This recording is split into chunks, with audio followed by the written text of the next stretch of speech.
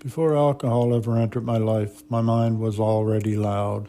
Anxiety had built an entire world inside my head, long before I knew what anxiety even was. My name is Gerard Bradbury. I'm the author of the book Tripping Over Myself and the Trails and Trials of Addiction and Anxiety. Each week on this podcast, I'll read a short passage from one of my books and talk about where I was in life at that moment, what I felt, what I misunderstood, and what I see more clearly now. Today's reading comes from Chapter 1 from the book The Trails and Trials of Addiction and Anxiety. My inner world was a battleground long before I ever found comfort in the bottle.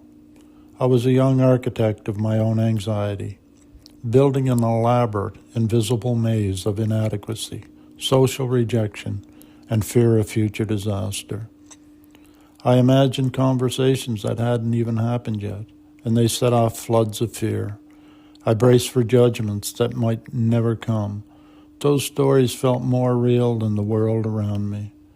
The fear of saying something wrong, of being disliked, of being exposed as a fraud. It kept me silent. I believed with every fiber of my being that the only way to survive myself was to drown out the noise. That first sip was an eye-opening. It wasn't the burning sensation. It was the silence. The voices that whispered, "You're not enough," finally fell quiet.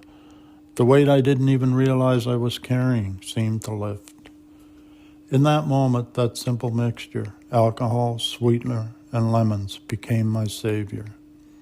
I didn't understand that it would also become my jailer.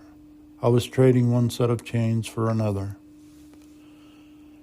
Looking back now, I see that alcohol wasn't the beginning of my struggle. It stepped into a space that was already there.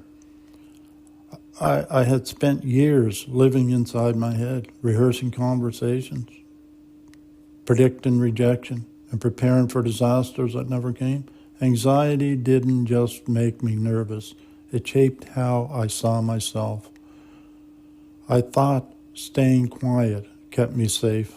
I thought avoiding people meant avoiding pain. And when alcohol bought silence, I mistook it for healing. I wasn't trying to get drunk. I was trying to get relief. For a long time, I believed the problem was alcohol. But the truth is, my biggest struggle was connection and my inability to ask for help. For years, I thought this anxious, guarded version of myself was just who I was. I didn't realize I was living inside a story my mind had written to protect me. In the next episode, I'll stay in Chapter 1 and talk about how anxiety slowly became an identity and how living inside that inner world started to feel safer than real connection. Thanks for listening. Take care of yourself, and we'll talk soon.